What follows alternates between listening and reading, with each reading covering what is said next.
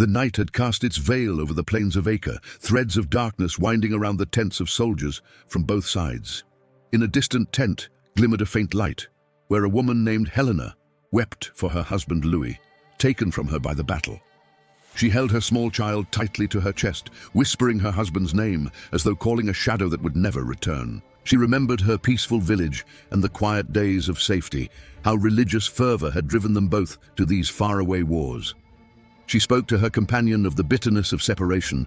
Then the lamps were extinguished, and the sound of weeping faded into silence. On the other side of the camp, Saladin stayed awake, overseeing his soldiers, directing the siege and setting times for assaults and negotiations.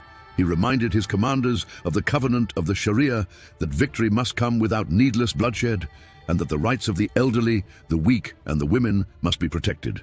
At dawn, drums beat softly, and a sliver of darkness lifted from the besieged field. Helena awoke to the pale light of morning, seeking news of her husband, but found only bitter tidings. She took her child and followed the crowd, seeking safety, hoping someone would guide her out of misery. Word reached Salah al-Din that women and orphans had gathered at the city gates. He ordered a proclamation through the streets of Jerusalem upon its conquest. Whoever cannot pay the ransom because of age or weakness, let him depart by the rear gate in safety. His brother, Al-Malik al-Adil, donated 1,000 dinars for the sake of Allah, and Balian and the patriarch made the same request, which he granted. Helena entered Jerusalem, weeping yet hopeful. She saw the soldiers guarding people's property and churches, no looting, no enslavement, no burning, unlike the conquerors of old. She stood before Salah al-Din, among a procession of widowed women. He asked them of their needs, their husbands and their fathers. Those whose husbands still lived were ordered to meet them, and they were freed.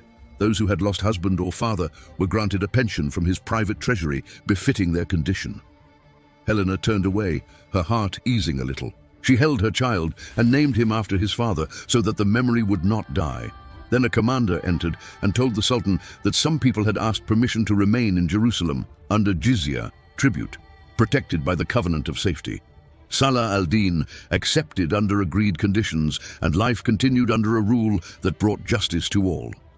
It was said in gatherings, "Today the Muslims showed mercy, as the Crusaders once showed cruelty," and some European chroniclers bore witness, "It was a day of tolerance that shall be remembered forever." The story returns to Helena at dusk.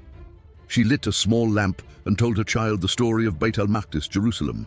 She said to him, "Here people learn that forgiveness is strength, not weakness, and that mercy rebuilds what swords destroy." Then she blew out the lamp, and a light remained in her heart, one that would never fade.